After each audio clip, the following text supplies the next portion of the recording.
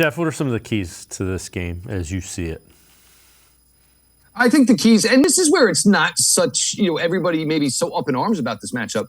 Look, the Browns lost significantly last year to the New England Patriots, but you did not have Nick Chubb. You did not have Kareem Hunt. Nick Chubb in one career game against New England Patriots, 20 carries for 130 yards. So, I think Bill Belichick and his speaking on Nick Chubb was real. He understands the type of player he is. But defensively, and look, I know you're out a couple of guys.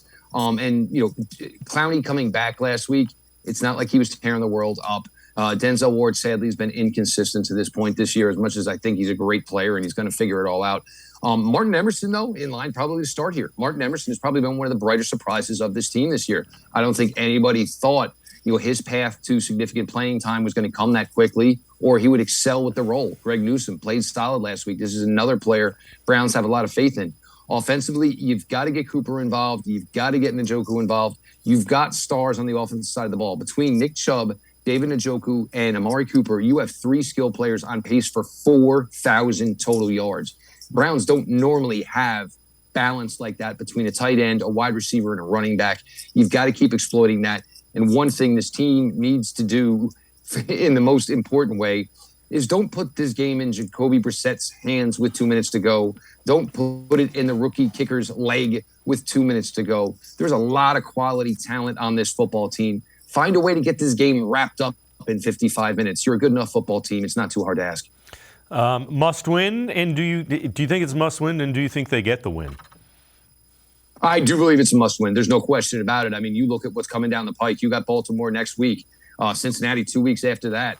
You've got to keep pace with these guys to hopefully that you are on pace to keep pace, to stay on pace when Deshaun Watson comes back. You've given away games that you should have already had. I mean, conceivably, I'll never say 5-0 because a lot of things happen in the NFL, but very, very strong confidence that this team should be 4-1. I think they are going to pull it out. I think they understand the importance of this game. I think Coach Stefanski is going to make sure that we don't end up in like a little bit of a Nick Chubb, maybe like a nap period where it doesn't seem like Nick Chubb gets the ball for maybe 10 to 15 minutes of real time, 7-8 minutes of game action. You've got to realize what your best possible opportunity is to win, and you have to realize how important it is to be able to say 3-3 as opposed to 2-4. I think the Browns are going to put up a really good showing here. The Patriots, look, I don't think it's going to be Mac Jones. I do think it's going to be Bailey Zappi, and I'm going to be interested to see if Belichick goes with a little bit more throwing the ball than people are expecting. If you're going to bring in Deion Jones, a new signal caller, everybody knows the Browns have had some struggles coverage-wise from getting from the defensive coordinator to the signal caller for everybody being on the same page when the ball is snapped.